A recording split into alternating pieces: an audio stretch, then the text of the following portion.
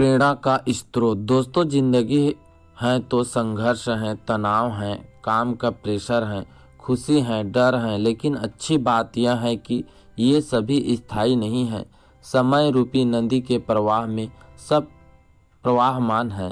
कोई भी परिस्थिति, चाहे खुशी की हो या गम की, कभी स्थायी नहीं होती, समय के अविरल प्रवाह में विलीन हो जाती है। ऐसा अधिकतर होता ही है कि जीवन की यात्रा के दौरान हम अपने आप को कई बार दुख, तनाव, चिंता, डर, हताश, निराश, भय, रोग इत्यादि के मकड़ा जाल में फंसा हुआ पाते हैं। हम तत्कालीन परिस्थितियों के इतने वशीभूत हो जाते हैं कि दूर दूर तक देखने पर भी हमें कोई प्रकाश की किरण मात्र भी दिखाई नहीं देती। दूर से चींटी की तरह महसूस होने वाली परेशानी हमारे नज़दीक आते आते हाथी के जैसे रूप धारण कर लेती है और हम उसकी विशालता और भयावहता के आगे समर्पण परिस्थितियों को अपने ऊपर हावी हो जाने देते हैं। वो परिस्थिति हमारे पूरे वजूद को हिला डालती हैं, हमें हताश, निराश, भंवर में उलझा जाती हैं। एक एक क्षण पहाड़ सा प्रतीत होता है और हमें से ज़्यादा लोग आशा की कोई किरण न देख पाने के कारण हताश होकर परिस्थिति के आगे हथियार डाल देते हैं। अगर आप किसी अनजान निर्जन रेगिस्तान में फंस जाए तो उससे निकलने का एक ही उपाय है, बस चलते रहें। अगर आप नदी के बीच जाकर हाथ पैर नहीं चलाएंगे तो निश्चित ही डूब जाएंगे। जीवन में कभी ऐसा क्षण भी आता है जब लगता है कि बस अब कुछ भी बाकी नहीं है। ऐसी परिस्थिति में अपने आत्मविश्वास और साहस के साथ सिर्फ डटे रहे, क्योंकि हर चीज़ का हल होता है, आज नहीं तो कल होता है।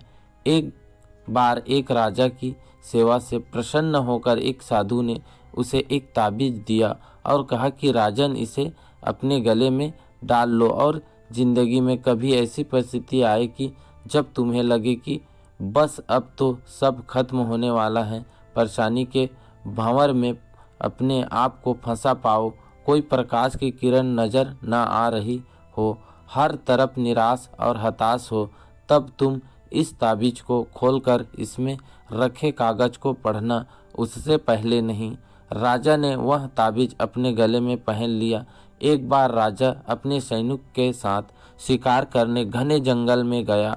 एक शेर का पीछा करते करते राजा अपने सैनिक से अलग हो गया और दुश्मन राजा की सीमा में प्रवेश कर गया। घना जंगल और सांझा का समय, तभी कुछ दुश्मन सैनिकों के घोड़ों की टापों की आवाज़ राजा को आई और उसने भी अपने घोड़ों को एड़ लगाई। राजा आगे आगे, दुश्मन सैनिक पीछे पीछे। बहुत दूर तक भागने पर भी राजा उन सैनिकों से पीछा नहीं छुड़ा पाया। भूखा प्यासा से बेहाल राजा को तभी घने पेड़ों के बीच में एक गुफा सी दिखाई। उसने तुरंत स्वयं और घोड़े को उस गुफा के आड़ में छुपा लिया और सांस रोककर बैठ गया। दुश्मन के घोड़ों को पैरों की आवाज़ धीरे धीरे पास आने लगी। दुश्मनों से घिरे हुए अकेले राजा को अपना अंत नजर आने लगा। उसे लगा कि बस कुछ ही क्षणों में दुश्मन उसे पकड़कर मौत के घाट उतार देंगे। वो जिंदगी से निराश हो ही गया था कि उसका हाथ अपने ताबीज पर गया और उसे साधु की बात याद आ गई। उसने तुरंत ताबीज को खोलकर कागज को बाहर निकाला और पढ़ा। उस पर्ची पर लिखा था, यह भी कट जाएगा। राजा को अचानक ही जैसे घोर अंधकार में एक ज्योति की किरण दिखी। डूबते को जैसे कोई सहारा मिला। उसे अचानक अपनी आत्मा में एक अकथनीय शांति का अनुभव हुआ। उसे लगा कि सचमुच यह भयावह समय भी कट ही जाएगा।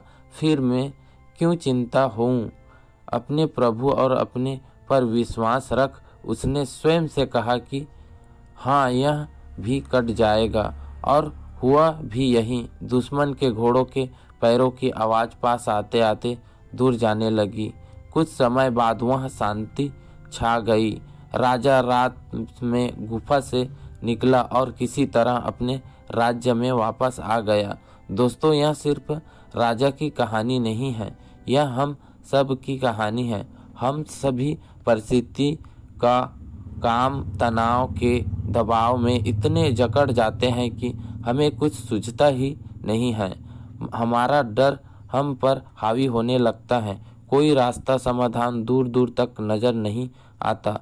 लगने लगता है कि बस अब सब खत्म है ना। जब ऐसा होता है 2 मिनट शांति से बैठिए, थोड़ी गहरी गहरी सांसें लीजिए, अपने आराध्य को याद कीजिए और स्वयं से जोर से कहिए, यह भी कट जाएगा। आप देखिएगा एकदम से जादू सा महसूस होगा और आप इस परिस्थिति से उबरने की शांति अपने अंदर महसूस करेंगे। आजमाया हुआ है, बहुत कारगर है। आशा है जैसे एक सूत्र मेरे जीवन में मुझे प्रेरणा देता है, आपके जीवन में भी प्रेरणादायक सिद्ध होगा।